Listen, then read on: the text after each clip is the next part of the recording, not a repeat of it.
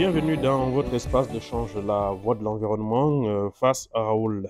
Face à Raoul, ce jour reçoit Monsieur Jean Bakouma. Il est le directeur régional de la conservation euh, pour le bassin du Congo au niveau de VVF. Monsieur Jean Bakouna, bonjour. Bonjour. Alors, quelles sont les actions du VVF au niveau du bassin du Congo? Merci pour cette invitation. Alors, le WWF intervient dans le bassin du Congo depuis plus de 20 ans que nous sommes présents dans 5 pays, le Cameroun, le Gabon, les deux Congos et la République centrafricaine. Alors, nous avons plusieurs axes d'intervention et plusieurs initiatives. On a eu au cours des 10 dernières années une initiative phare qu'on appelait le Cœur vert de l'Afrique, qui se proposait à la fois d'appuyer le secteur privé en matière d'exploitation des ressources naturelles, mais aussi d'appuyer les États en matière d'élaboration des politiques de gestion des ressources naturelles. Alors, donc, nos actions, s'il faut schématiser, c'est à la fois de l'appui aux parties prenantes, mais aussi de la protection et de la conservation des ressources naturelles, notamment dans les aires protégées. Voilà en résumé nos actions. Et si vous voulez que je détaille un peu, au niveau des aires protégées, nous faisons principalement de la lutte anti-braconnage, parce qu'une aire protégée ne se protège pas toute seule, il ne faut pas qu'on se fasse des histoires. Donc il faut bien les protéger avec des actions de lutte contre la criminalité phonique. Mais en même temps, dans ces aires protégées, nous conduisons aussi des recherches, des études qu'on appelle de biomonitoring pour savoir quelles sont les espèces, quelles sont les richesses au sein de ces aires protégées. Et ce travail, aujourd'hui, nous le faisons en partenariat, je dirais même en appui, avec les communautés locales dans la mise en place des plateformes de discussion multi-acteurs. Ça, c'est au niveau des aires protégées. Au niveau des entreprises, nous les appuyons, nous les aidons à faire aussi la gestion de la faune dans leurs concessions, ou même la surveillance, et d'appuyer les unités de lutte anti-braconnage qu'ils appellent USLAB, unité de surveillance et de lutte anti-braconnage. Alors, mais notre idée générale, c'est en fait, c'est de mettre de l'harmonie entre l'exploitation des ressources humaines, qui constitue le principal facteur d'accumulation de la rente économique des États et de l'insertion des pays du bassin du Congo sur le marché mondial, et trouver une harmonie entre cette accumulation et la conservation des ressources. Et notre action est donc fortement contrariée par les changements au niveau de l'économie mondiale. Et ce qui fait que notre idée, c'est de favoriser en fait un passage de la rente économique vers quelque chose qu'on pourrait qualifier à la rente environnementale. C'est-à-dire qu'on considère un peu le capital naturel comme étant un placement et, et donc en tant que capital naturel, on ne doit pas toucher ce capital, mais plutôt utiliser les services rendus par ce capital naturel, ce qu'on appelle couramment les services écosystémiques. Donc notre approche, c'est comment valoriser et payer les services écosystémiques et que le produit de ces services écosystémiques puisse maintenant conduire à la création des richesses pour les pays au bénéfice de la biodiversité et des populations. Oui, vous parlez de la création des richesses pour les pays. Là, on verra au cœur des politiques et des communautés. Alors, comment est-ce qu'on apprécie aujourd'hui au niveau du VVF l'amélioration, tant soit peu, de la vie des communautés autour des unités de conservation auprès desquelles elle intervient? Alors déjà, quand nous on rencontre les communautés dans les espèces, dans les espaces où le WWF intervient, les attentes des communautés, ce n'est pas l'accroissement du nombre de gorilles, ni l'accroissement des éléphants. Les attentes des communautés, c'est l'amélioration de l'eau potable, ce sont les écoles, c'est les dispensaires. Et donc, notre action a une forte composante sociale qui consiste à créer des écoles, et voire même à payer les enseignants, là où l'État ne peut pas. Notre travail n'est pas de se substituer, ce n'est que là où l'État ne peut pas que nous prenons le relais pour créer les conditions qui vont permettre à l'État de prendre le relais. Donc, si vous partez dans la plupart de nos projets, au Nord Congo, à Sembe, vous allez trouver une école qui a été créée avec l'appui du WWF. Et nous travaillons aussi pour créer des conditions pour qu'il y ait de l'eau potable. C'est le cas aux côtés du parc de Ntokopikunda, où grâce à cette amélioration, la consommation de l'eau potable, nous avons pu réussir la réduction des maladies diarrhéiques au niveau des populations. Donc, notre intervention ne se fait pas seulement au profit ou en faveur des espèces fauniques, mais c'est bel et bien pour donner aux communautés les conditions de vie dont ils ont besoin pour se maintenir dans les endroits où elles vivent. Vous avez parlé dans vos propos tout à l'heure de l'appui aux entreprises, au secteur privé. Alors, le LVV est devenu le gardien de ces entreprises pour, si nous comprenons bien l'approche que vous avez tant soit peu voulu nous présenter. Non, ce n'est pas le gardien des entreprises privées. Le problème est que le secteur privé est une partie du problème, mais aussi une partie de la solution. C'est le secteur privé qui est en contact avec l'exploitation des ressources naturelles. Donc, refuser de dialoguer ou de les aider, nous avons considéré que ce n'est pas la solution. Au contraire, il faut leur apprendre les bonnes pratiques pour que l'exploitation des ressources naturelles se fasse de façon raisonnée en suivant des standards qui sont acceptables, c'est-à-dire qu'on peut exploiter la ressource sans l'endommager entièrement. Car le marché mondial est très, je dirais, vorace en matière de demande des ressources naturelles et il faut faire attention à utiliser le marché à bon escient parce que le marché peut être à la fois facteur de conservation, mais aussi facteur de déforestation.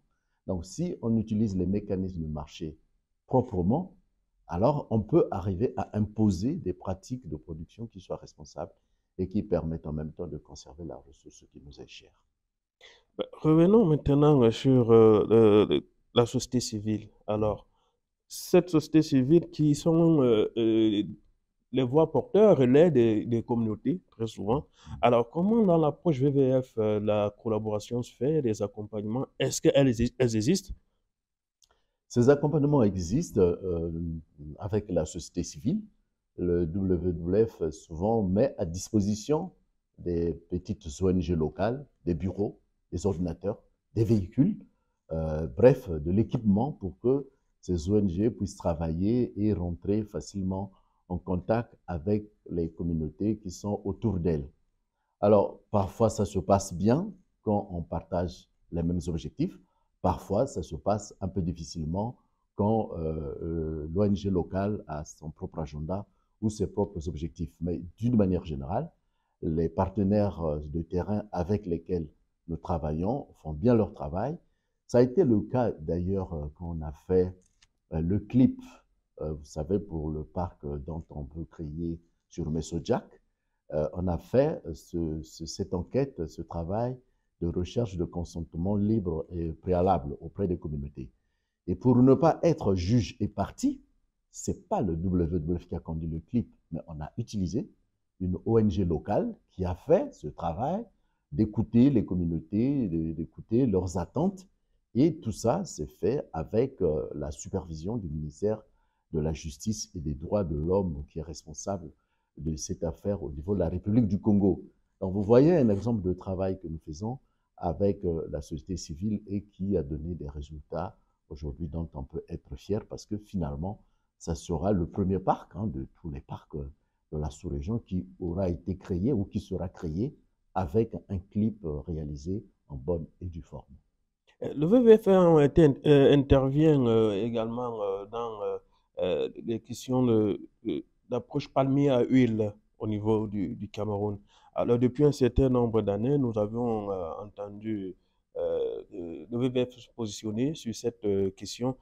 Quel bilan vous faites aujourd'hui euh, des actions autour de cela? Le palmier à huile est un facteur important de déforestation dans le monde et surtout dans les pays d'Asie du Sud-Est où nous sommes aussi impliqués. Et donc nous avons cette expérience.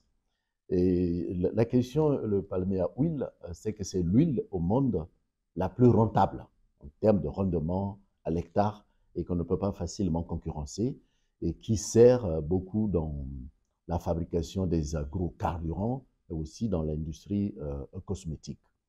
Alors, la tendance observée en Asie du Sud-Est, c'est de porter en Afrique pour le développement économique tout simplement.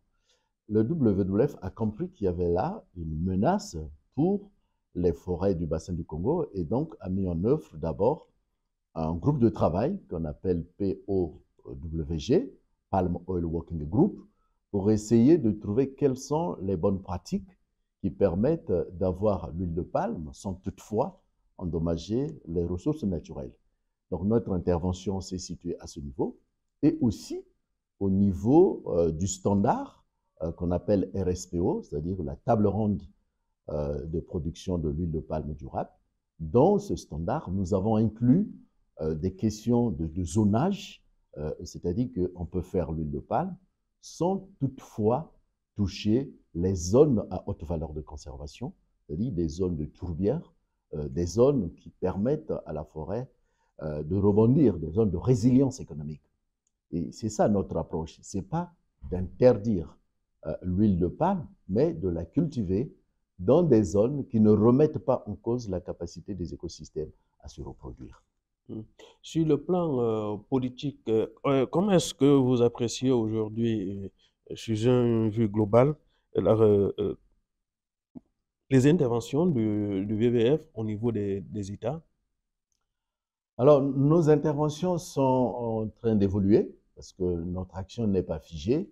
D'abord, on pense qu'on peut appuyer les États en matière de négociation avec les autres parties prenantes parce que nous avons cette forte capacité de mobilisation des acteurs. Ici au Cameroun, si vous vous souvenez, nous avons appuyé le gouvernement pour avoir un MOU, donc un accord avec la communauté Baka au niveau du parc de Lobeke. Cela a conduit à atténuer les conflits en matière de gestion de ce parc. Et c'est parce que nous sommes derrière que nous poussons. Donc nous faisons le plaidoyer, mais en même temps nous donnons de l'appui. Donc c'est vraiment un travail de conseil, de mobilisation et de rapprochement des acteurs que nous faisons. Et aussi, nous faisons le plaidoyer auprès des bailleurs internationaux pour demander à ce que les fonds soient dirigés vers des États qui en ont besoin sur des espaces bien spécifiques, bien particuliers. Donc c'est une action qui utilise à la fois le driver politique, parce que la politique est un facteur déterminant dans la conduite du changement, mais aussi un travail que nous faisons au niveau du secteur privé, et c'est la combinaison des deux qui permet d'atteindre les objectifs globaux qui sont les nôtres, c'est-à-dire zéro extension, diviser la déforestation par deux, etc., etc. Que pensez-vous de cette idée émergente que des communautés qui pensent effectivement que on investit beaucoup plus pour conserver des aires protégées que pour investir de façon réelle sur le développement de ces communautés? Je pense que là, il y a seulement un problème de communication parce qu'on ne peut pas investir plus sur les communautés s'il n'y a pas les aires protégées. C'est lié au fond. Les communautés font partie de ces aires protégées parce qu'elles en dépendent et ils vivent autour de ces communautés. Si vous prenez l'exemple du parc de Dzanga-Sanga en République centrafricaine, vous allez constater d'abord un véritable paradis des éléphants. Vous pouvez voir 100 éléphants d'un coup. Mais en même temps, si vous regardez autour de ce parc, vous allez voir qu'il y a des infrastructures de développement local qu'on ne trouve même pas à Bangui. Et tout ça, c'est grâce au parc. Vous avez vraiment tous les aspects sociaux dont une communauté a besoin pour son épanouissement. Donc, je pense que là, il y a peut-être un problème de transparence et de communication, mais en aucun cas, on ne peut pas investir plus pour le parc sans investir pour les communautés. Les deux sont liés. C'est parce qu'il y a le parc qu'il y a le développement social des communautés. Sinon, le parc serait laissé aux mains des braconniers. Alors, eux, pour le coup, ils ne vont rien laisser aux communautés. Et parlant justement des parcs, le WWF en Afrique centrale, bref, dans le bassin du Congo, c'est des interventions dans combien de parcs? Je ne peux pas vous donner le chiffre, mais je peux vous les citer. Nous intervenons dans le parc de Dzanga-Sanga en Centrafrique. Nous intervenons dans le parc de Salonga en République démocratique du Congo. Il y a aussi d'autres parcs que nous regardons, mais le plus phare, le plus connu, c'est le parc de la Salonga. Nous intervenons dans le parc de Lobeke, ici au Cameroun, et à Campoman aussi. Nous n'intervenons pas dans les parcs au Gabon. Au Gabon, les parcs sont sous la supervision exclusive de l'État. Voilà quelques parcs que je peux vous citer. Par contre, au Gabon, notre travail consiste à intervenir autour des parcs, qui sont aussi des espaces importants pour les communautés. Ben, c'est 20 ans d'intervention pour le WWF dans certains pays. Oui. Alors, après autant d'années, à quel moment on se dit stop, on a réussi et que le bilan, il est satisfaisant? Alors, ça se fait pas, c'est pas calendaire de dire le stop. Le stop viendra lorsque les communautés seront en capacité de gérer elles-mêmes les parcs.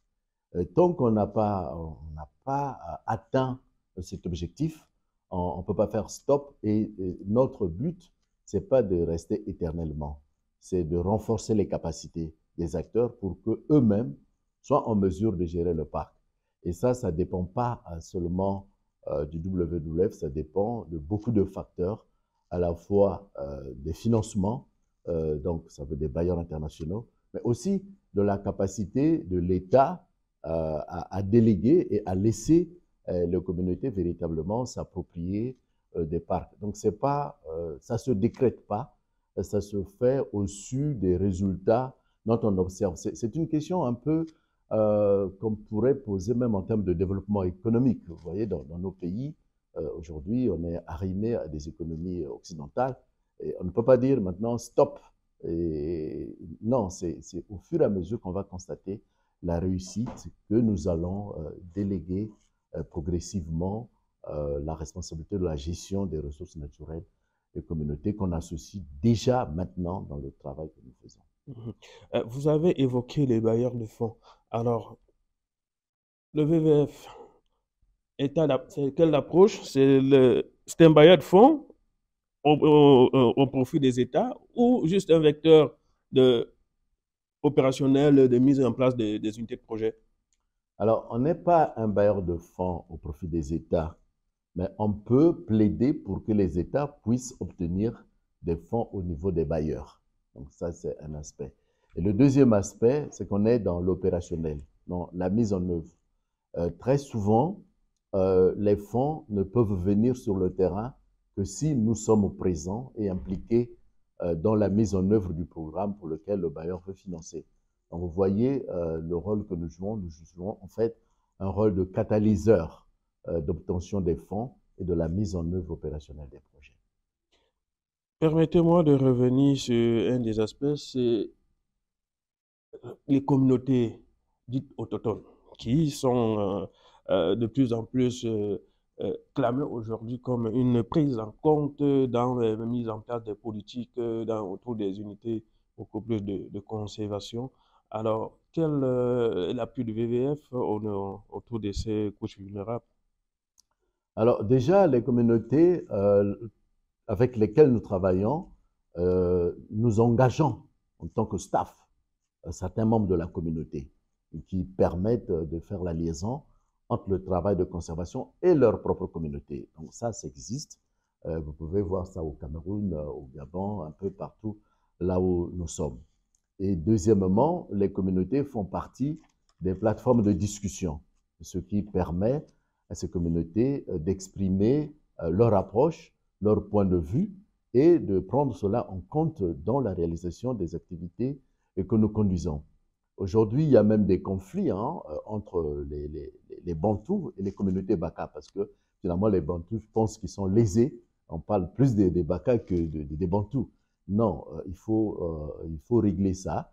Et les communautés ont une connaissance de gestion des ressources naturelles. Et le travail du WWF n'est pas de les remplacer, mais d'amplifier le savoir-faire des communautés en matière de gestion et de protection des ressources naturelles. Permettez-moi de revenir sur un aspect un peu évoqué. Plusieurs organisations telles que le WWF, on en a cité peut-être des organisations sœurs WCS, l'UCN ou encore African Pact, j'en passe.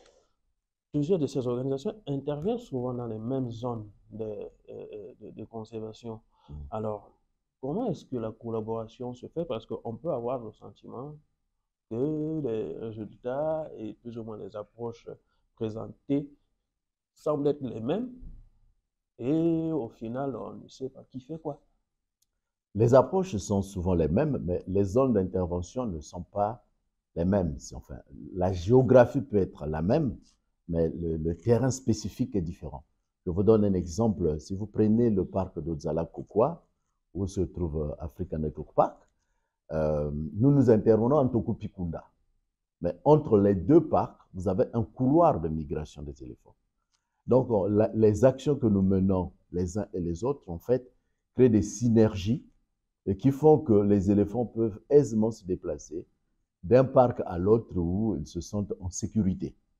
Donc, ce n'est pas, de la contradiction ou ce n'est pas de la compétition, mais c'est de la complémentarité. Il y a de la place pour toutes les ONG. Aucune ONG ne peut avoir le monopole de gérer tout le massif d'un pays. Ce n'est pas possible. On n'a pas les moyens.